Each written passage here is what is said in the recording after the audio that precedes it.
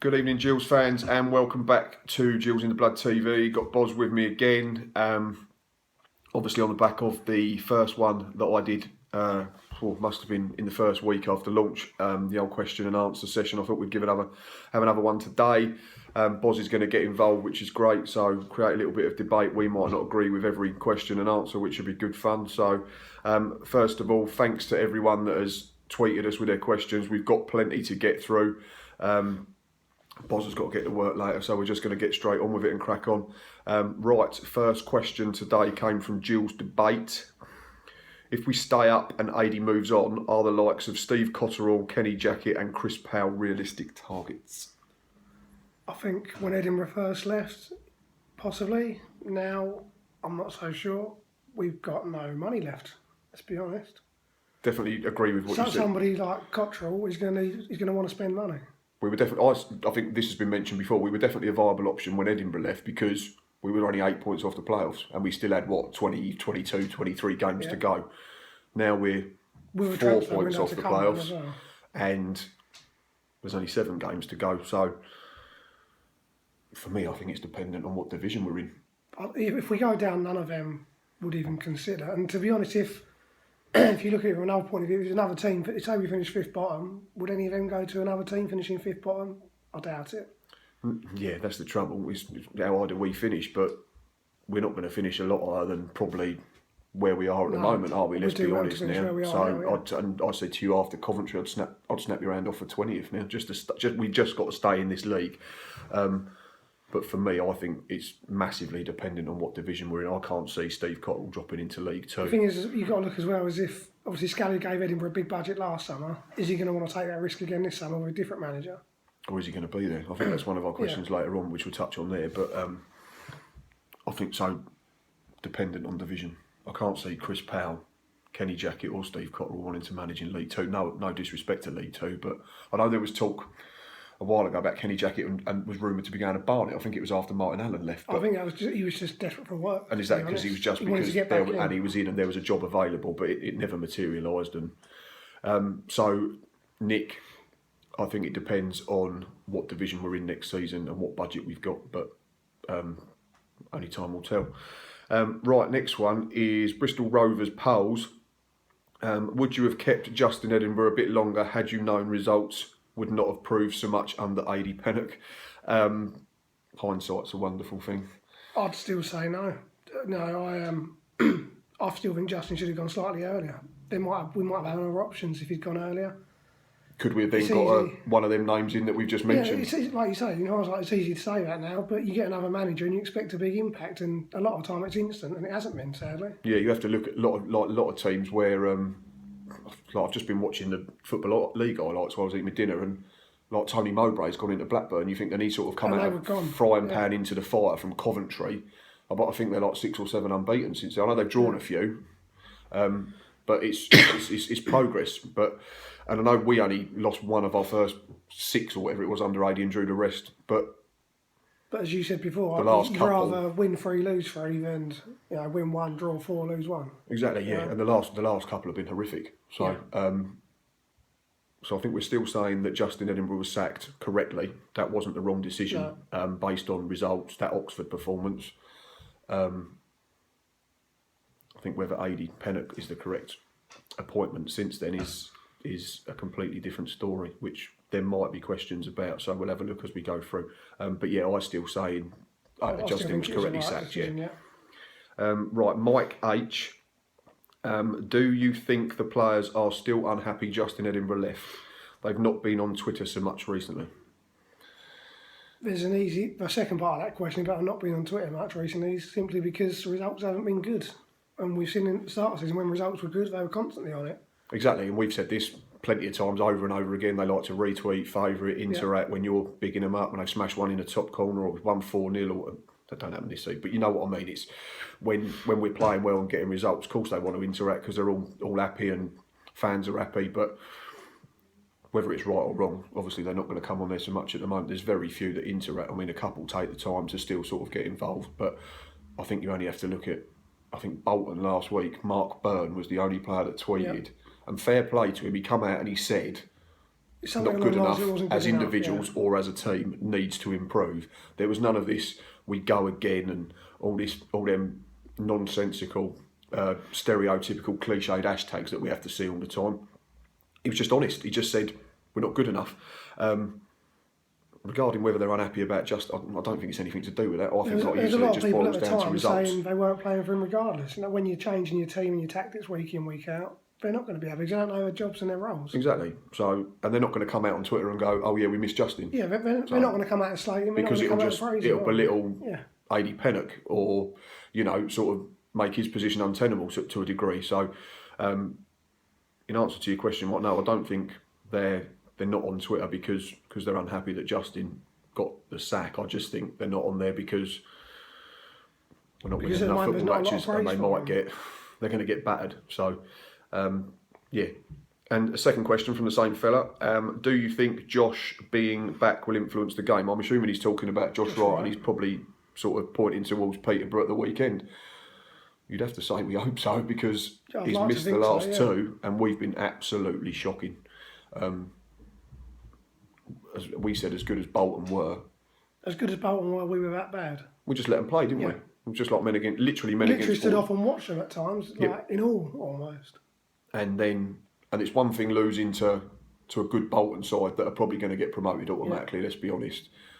It's another thing losing to a Rochdale side that have not won in 10 or 11 until we pitched up. But then that's us this season, and Coventry hadn't won in 15 or whatever it was. Oldham hadn't scored a goal at home for about 6 million years. We rolled up, lost 1-0. I think there was one the other week. Someone hadn't won. Was it Swindon hadn't won back-to-back home games in all season? We pitch up, they beat Coventry, and we lose 3-1. We are the gift that keeps on giving, aren't we? I think didn't I describe us as the footballing equivalent of Santa Claus the other week? We just hand out presents to anyone that asks politely, to be honest. So yes, I'd hope that Josh Wright has an influence, whether that's through goal scoring or cajoling or communicating, encouraging, even good old-fashioned rollickings, but it definitely can't get any worse. And whether he's back on, he can't do it on his own. He needs some help. 10 to help him out, And we can't keep relying on penalties and dodgy officials week in, week sending out. People off to help us. We've got to just roll our sleeves up and do it ourselves now. Next one is from James Lovell. Cheers, matey. What's your thoughts on J. Emmanuel Thomas departing, and do you think we will stay up? What game was it got announced? Was it Chesterfield or Wimbledon? Could have been Chesterfield or Wimbledon. It was one of them when it got announced just after full time, didn't it? He divides opinion. We said that, didn't we? He was a game changer when he's on it. Obviously, when he's not, in the situation we're in now, he's a luxury. Would he be any good to us now? Because you need, it's easy to say it after losing 4-1 at Rochdale, but you need 11 pulling the same way. Yeah. You need people that are going to put a shift in, and as good as he was when he was on it, he was equally as bad when he wasn't. I suppose to counter that, the argument would be, well, when he left, he was our top scorer. And he take his goals out now, where would he be? Yeah, I mean, that's we've been a lot worse. Shrewsbury away, we wouldn't have won. Northampton at home, we wouldn't have won. Chesterfield's 2 penalties. Southend games at the start of the season. Yes and no. We'd have still. He did have a big impact. If you just taking goals out, we'd have still beaten Southend. But even just Shrewsbury, Chesterfield, and Northampton and Walsall away, I think. I know it got given to Amar, but it was his free kick. So he's directly involved in it. We'd be probably third bottom. We'd probably be almost down now. What's the second part of it? So again, we come back to hindsight, like the thing with Justin on. I suppose in hindsight, it's probably not been a great decision. He was probably sent back. Have the replacements been better? Yeah, exactly. I think he got sent back to bring in reinforcements. Obviously, Bonds and Gala happened. Yeah, if you're looking at positional replacements, it's Joe Quigley started off all right against Southend, has faded badly since then, looks tired, unfit. Josh Parker, I think, has done all right. Yeah. Puts himself about, but I think you have to say it. Maybe he was one player that could create something for us. Will we stay up? For me, a lot depends on Saturday. I think if we lose on Saturday, we'll go. If we win Saturday, I think we'll just get enough. I'm not convinced at the moment. I said after Chester, and I thought we were gone, and then you get that little bit of hope with Southend and Scunthorpe, and then. What did we say? We said the 4 home games, which is Peterborough, Fleetwood, Millwall and Bristol Rovers. I think Saturday's the most winnable out of all of them. Bristol Rovers are on a good run, verge of the playoffs. Millwall, Fleetwood are right in up there. Yeah. Peterborough not playing well, but then, like we just said, we're the gift that keeps on giving. So we won't keep a clean sheet, but I think that's our best chance of winning a football match. I think if we win, we'll get just enough. I think we'll pinch another 2 or 3 points after that. If we lose, I think we're in massive trouble. Well, that depends on teams below. If teams below pick and up also and win, what we just said off your air, Port Vale have got another game in hand tonight, and it's Coventry. You can't see Coventry getting anything. Coventry are in absolute. Coventry, I don't know one since they beat us. They hadn't won for about 5 years before then, eh? So maybe next season in League Two they'll get their win again. So for me, it depends on Peterborough's result. For you, are we staying up? Head says no, heart says yes. Yes, please. There you go then. Very decisive. Lee Clifton, John Egan, Adam Barrett and Simon King. How do you rate all 3 centre-backs? Who was the best? See, for me, I'm going to go... I look at the most recent one, John Egan. Very good centre-half. I read today that he's actually in the proper squad now for Ireland, which is great. And I know they've got injuries. There's a chance he might play, which is absolutely superb for him, and it's well-deserved, definitely. Hats off to him and all that. The only thing I would say in terms of, not negative, but regards to John Egan and being successful for Gillingham Football Club, in terms of the other 2, we didn't get promoted or we didn't win anything when he was there. No, which is we was very good that's what will be for 80% of last season, and he was very good for 90% of them 2 seasons with us. Adam Barrett was... You spoke about Adam Barrett the other week. That man. He'd be ideal now. Warrior. Just like you did the tribute to him the other week, didn't you, and said about it, and we need probably 3 or 4 of him at the moment. Simon King was slightly different for us, wasn't he? He was almost like a... I think Simon King came in originally as a left back. I think he started there when he first came to us. But he was like almost like a ball playing type, like you sort of get it. Yeah, he's in the Prem, like a Rio Ferdinand, that sort of type. Well, John Stone's what he's trying to be now at a higher level, and obviously I remember that game against Shrewsbury at Wembley in 2009, and he was absolutely superb. Didn't let Grant Holt out of his sight, did he? I think he's still in his pocket, and to be fair, he ain't been the same since. The good thing with King as well is he was naturally left-footed, so you had balance, and he was almost... you needed the right foot and the left foot. And also, he was the more cultured one, as you want to label it, and then you had almost the Adam Barrett type. Gary Richards was an appetite bulldozer, win everything in the air. So, in terms of the best one... If we're going on the situation we're in now, I would say Adam Barrett. But if you're going to go on one performance in one massive game, I'd go Simon King. But they was all very, very good for very different Anyone reasons. Would be ideal. Basically, Lee, we're not going to give you a definitive answer, mate. Lee actually asked us another one, and this is a very interesting one. This is very thought-provoking for me. How different do you think Gill's season would have been if Bradley Dack had left and John Egan had stayed? Well, Egan, fitness-wise, last season wasn't great. I think he had a couple of... Towards the end, didn't he? And it was almost tied in with the fact when we started collapsing, unfortunately. Didn't Adam Elab come in at the time when Egan was injured? And I think we said at the end of that last game... And Bradley Dack, ironically, was injured at the same time. Yeah, I mean, when Dack walked around at the end of the last game of last season, we said, if he goes but we keep Egan, we'd be happy with that. Obviously, we didn't want to lose both. The other, again, to counter that, not just to be fussy and to cause an argument with you, but what's the old saying? Goals win your games, clean sheets win your championships and trophies. And I think if you look at our situation there, we haven't recently, but we tend to score enough. So in games where we've had to score 2 or 3 to win, do you think we'd have probably pinched more points? Yeah, because obviously Egan would have got the odd goal. I'll tell you one thing, if Bradley Dack had left in the summer, Billy Knott would still be here.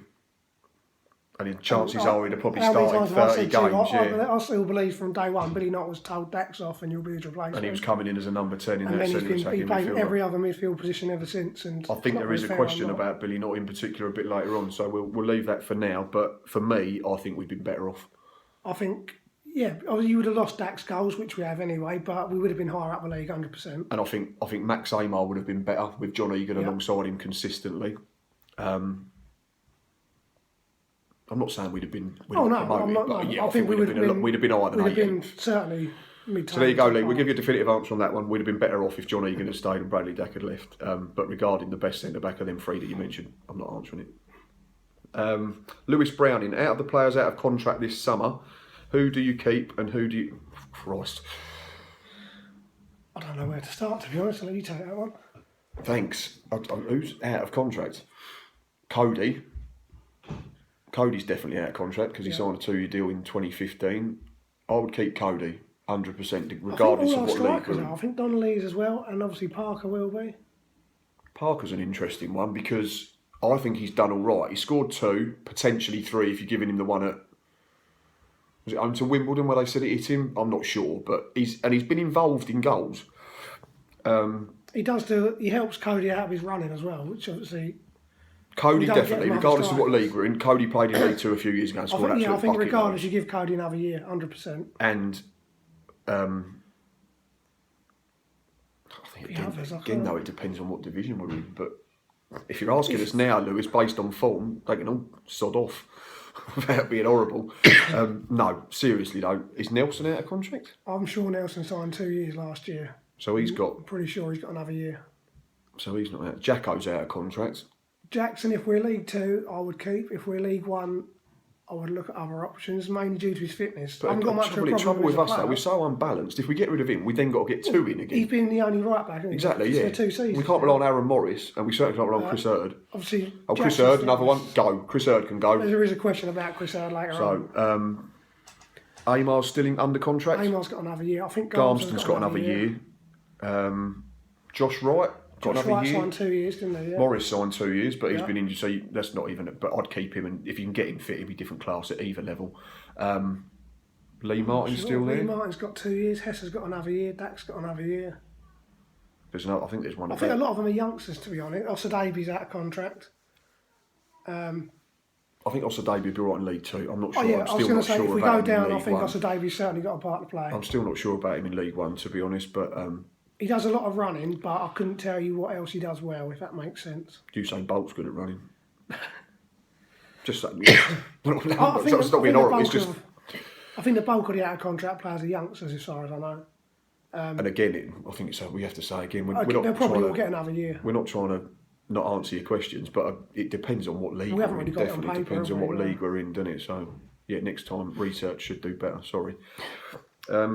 Patrikovic or at Malmo Rook. Is it time to give Tomasz Holy a start, the new Bertrand Bossou, as every match seems to be like tossing a coin in terms of performances?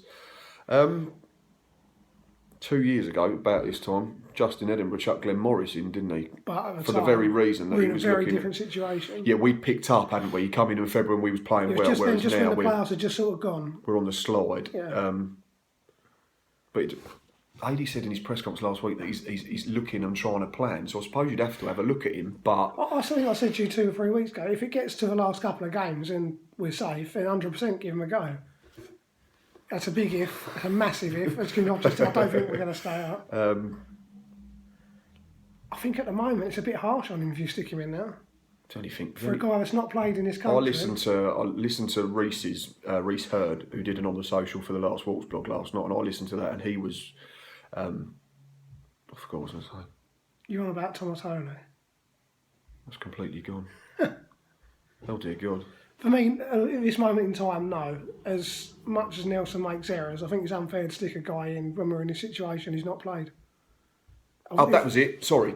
It was regarding the signings, and he said Thomas Holy could be a world beater. But we don't know because we needed players that could make an impact. That was what Reece said last night and he's On The Social. We needed players to come in under 80 that would make an impact instantly, and it doesn't look like he's going to play football. So he could be a world beater, or at the same time, he could be an absolute sack of spuds. Accident prone, could chuck it on his net. So I suppose, no, you stick with what you know, I suppose. Better the devil you know at the moment. I think just for now. If we were safe... And then maybe, if we do, by some miracle, have like 1 or 2 games where we're safe at the end of the... Maybe if we're safe and we go to Northampton last day, we can chuck him in and give him a game. But I think he was bought as for longer term to challenge Thomas Hackler. If he was only a short term, he only got 1 year. Maybe replace Stuart Nelson in a year to 18 months. Yeah, you'd think it could be him and Hadler once Nelson departs.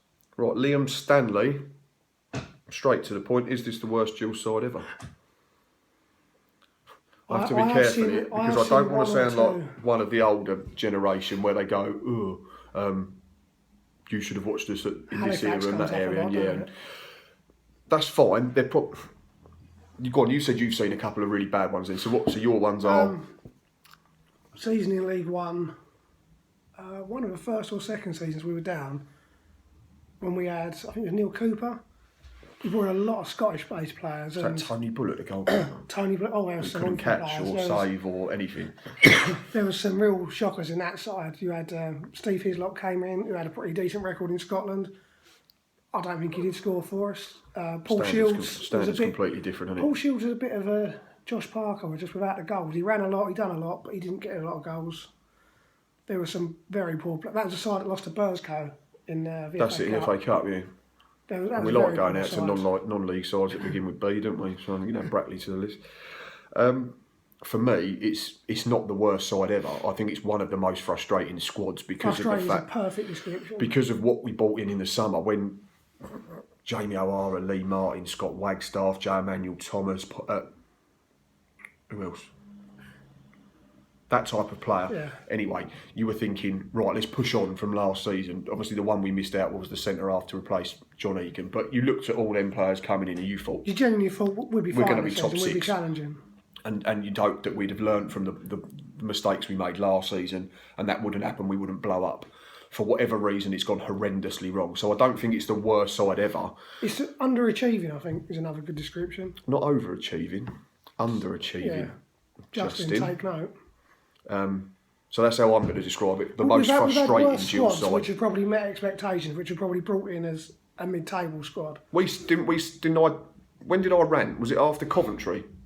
I did a rant and I said this was worse than under Taylor and Stimpson. They had an excuse that their squads were poor. They didn't have good footballers. We've got no excuse with this squad. We've got very, very good footballers. Justin Edinburgh described them all as championship quality when we signed them. One or two were, Of course they were. The pedigree was They've been brilliant. playing, So all the ones I've just mentioned. So not the worst side ever, Liam, but probably the most frustrating. Gary Norman, are the players good enough? Are AD's tactics right? And is the team motivated enough to get... You have to say no at the moment. It's going to turn very negative, I think, isn't it? We can't say that they're good enough at the moment. I don't know whether he means are they good enough to get us out of trouble or are they good enough in general? Well, at the moment, if it's generally speaking, then no, because we're 18th and reference our previous question. We was sold a dream in the summer that we was going to be in the top six and challenging for promotion to the championship. AD's tactics. I think we did this in the Monday review, didn't we? My biggest thing is if you're gonna play 3 centre halves, then you probably need 5 centre halves, and we've got through most of the season with 2 plus Mitchell Dickinson. We use Chris Hurd. And you can only play 3 centre halves because you've got rid of your only other left back when one's injured. Full back wise, what have we got? Jackson's in and out. Garnson's out. Yeah, Garnson's out. He's like Mickey Flanagan. I don't unless. The only thing you could have done would have been bringing more defenders in January, when you would have lost out on your attackers, your Quigleys, your Cornets. So then Josh Parker, if you didn't bring him and you lose an equaliser against Port Vale. It's all swings around the patch. But so what we Are they good enough? On paper, they should be. But it's not played on paper. paper. On the pitch, we'll have to wait and see. In terms of AD's tactics, we did this yesterday, didn't we? And I said he's probably hindered a little bit with the injuries at the moment. The fact he can't name the same team. Ollie Muldoon keeps getting hung out to dry at left wing back's an absolute joke. He doesn't play there. He's never played there. Play him on the right side. You looked at him at right back. We did this yesterday. Right back and right wing back are not massively different, are they? Let's be honest. Fullbacks these days have to get up and down anyway. Yeah. So if he's playing wing back, he's doing the same role. Stop hanging people out to dry. Give him a chance. Get Lee Martin. He hasn't played a lot of league football, and you play him out of position in a struggling side, and he's just going to get bashed by everyone. Social media in the ground. It's not fair on him. Are their team motivated enough to get us? They might say they're motivated. Whether they're not going to say any different. But whether they've got the mental capacity or the minerals or the nether regions, as AD so eloquently put it the other week, I'm not so sure. I wouldn't like to see us drop under that line. No. I'd fear for us then if we do drop under that line. I don't think there's any coming back. All the time we stay just above that dreaded line, I think we've got a chance if we go in. But last year we wanted for it to come to the last game because I've seen a lot of last game relegations. Well, you just know it'd be Justin Edinburgh doing a knee slide like Jose Mourinho in the last minute when. And then coming over and sarcastically applauding the fans at the end. Oh, exactly. Because even though he didn't do it when he was our gaffer. Right, next one, Nick the Greek. Can you put a finger on what has gone wrong for us this season, or has it been a catalogue of errors? For me, it's been a catalogue of errors. It's been one joke after another. We've described it plenty of times, Nick, as 1 step forward, 2 steps back. I think since Scunthorpe, it's been 1 step forward and about 10 back, unfortunately. Going right back to the beginning of the season, we didn't replace John Egan. We started the season with 2 centre-backs. Then we wanted to play wingers. Justin said Scott Wagstaff missed the first month with a calf problem. Lee Martin wrecked his ankle. We didn't see him for months. So we went back to the diamond. Or 3-5-2 at Oldham when we was 1-0 up and cruising. So we played the same way that we'd stumbled between for the last 4 months of last season when everything imploded. We then had that spell where we couldn't hold on to leads. Bristol Rovers away, Port Vale away, Charlton, Walsall at home, Sheffield United at home, Bradford at home. Didn't win any of them despite taking the lead. Signed players that couldn't play for months. Bailey Cargill in the summer was injured, didn't play till October. Kept a clean sheet on debut. We've not kept enough of them. What else? Consistent team selection. Injuries haven't helped. I see the stat today that we've got the most yellow cards in the whole of England. So players have been getting banned, so we can't pick. How many times have you moaned about ill discipline and stupid bookings just for kicking people out? I mean, you do it in danger areas if when teams are people lose the breaking. ball and they react, I'm all for trying to get the ball back, but don't go committing silly fouls in their half. I said the one looking at the highlights from the game at the weekend where Mark Byrne tries to clear out their geezer on the halfway, and I've got no problem with that because they're breaking on his 4-on-1 and he does it for a reason. But people are doing it just kicking out in by their corner flag. Yeah, I was going to say, like if we lose the ball outside the area, we go and react, get a booking. And then it's a waste of time. And then obviously Adie's made changes and brought in different players. He got rid of our only left back, senior left back, when the other one was injured. Some might say he got rid of Joe Manuel Thomas incorrectly as well because he was one of very few match winners despite being a little bit lazy and a little bit frustrating. But he signed more players that can't play straight away. Joe Quigley doesn't look fit. Harry Cornick we've not seen yet.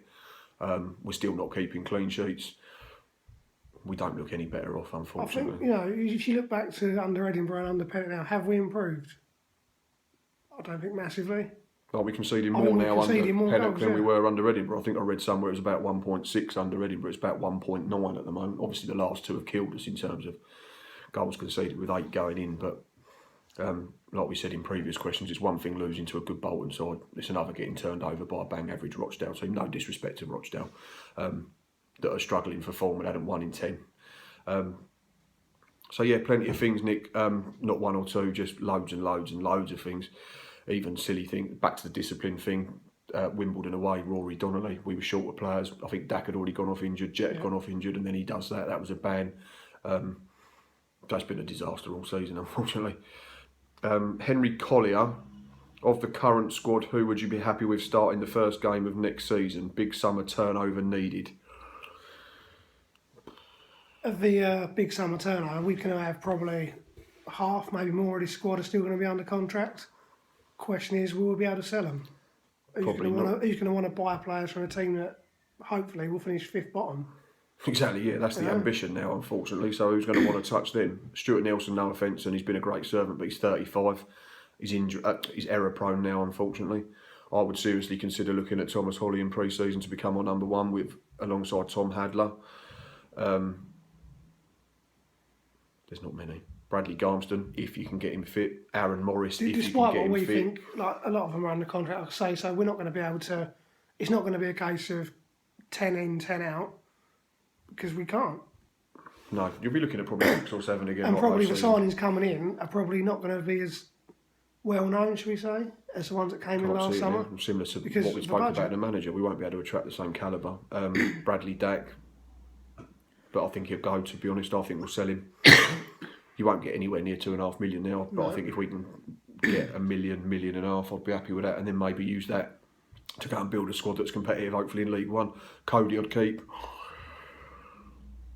Josh Parker, depending on how into the season. Your Wagstaff plays every week if he's fit. Lee Martin again. I think, because we need wingers. Josh Wright I'd keep.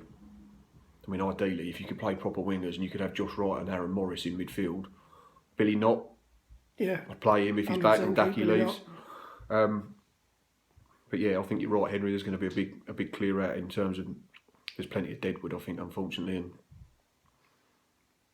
we need players that not just good technically. I good with the said to ball you and all last week pretty. when we announced that we'd given 5 youngsters pro deals. Great news for them, but to me, if you're giving 5, that means they're squad players for next season, which means we're probably not going to be bringing a lot. Yeah, If you bring in 1 or 2, that's fine. If you've had 5, they're probably going to be playing. either that, or you think they're going to go out on loan to Conference South or wherever, something local. But yeah, it's could be that they're involved. Darren Chandler, if you could pick one manager that's free and available right now to replace Adi Pennock immediately, who would it be? Well, Ranieri's free, isn't he? Yeah, Luis Enrique's announced that he's Realistically, goes back to the names we I mentioned think right at the start. you're probably looking like your Kenny Jackets, but I don't think we are as attractive a proposition now as we were before. No, we're not. Steve Cotterill. I think it's one of them, and it's still Steve Cotterill, Kenny Jackett, Darren, or someone like Chris Powell. But whether we can attract him or not, but I think it'd be one of them three because they're all out of work. So yeah, I'd plump for either of them. I'd be happy with either of them, but it's not going to happen. Steve Brackley. Do you think Adi has enough experience, contacts, etc., to build a side if he stays on as manager? I've used the contacts line to you a lot the last couple of months. Then we could say the same with Edinburgh. You know, when he came in, I expected we'd get 2 or 3 youngsters from Tottenham, and that never happened. He had contacts. No, also David was about the only one that was ever sort of linked to that club in terms of what was it like their university We programme. seem to have some sort of a link with Bournemouth now, so you'd think that would carry on into next season. And you'd hope that you'd have thought maybe Adi would have something to do with Tony Pulis at West Brom, but the last youngster we got off them was Bradley Golston, and he's been injured all season. That, you know, when he's in jest, I'm saying that, but does he have enough experience at this level? It doesn't look it at the moment. Sadly not, unfortunately. And I was, like I said, when he took the job, I was happy to give him a chance and try and be positive. But the more it goes on and the longer we don't win enough football matches, and even his press conferences and interviews are starting to go a bit. If you go on what Scally said when he was Justin-esque. appointed, then he won't be here next summer. But obviously we know the way Scally works. He's going to want to help his mate out and keep him in a job. Didn't Scally say when he took the job, when he gave Adi the targeted job, the it was playoffs, 2 he'd points given a game, was 40 points from 23 games to get in the playoffs. We're now closer to the relegation zone than we were when we started with AD. But like you say, I think it'll be... If we get... I think a lot of it goes on, like you say, who's available and who's willing to come. Because And how much if money we've got. If we can't attract the likes of those 3 names, then it probably will be Pennock next season. Because we might just be stuck with him without being horrible. So, in terms of contacts, he might have a few. The Tony Pulis link's obviously one, and like But again, Bob it's said, what there's players are Bournemouth. going to want to come. But who's going to want to join us if we're a team that's... youngsters, I suppose you will get because they want to play football. But in terms of experience... You're not going to get looks your way Emmanuel sh- Thomases he looks to way come if short. we're in League 2, are No, they? not now. He looks way short in terms of experience. I think he's the most important part of that. But again, only time will tell.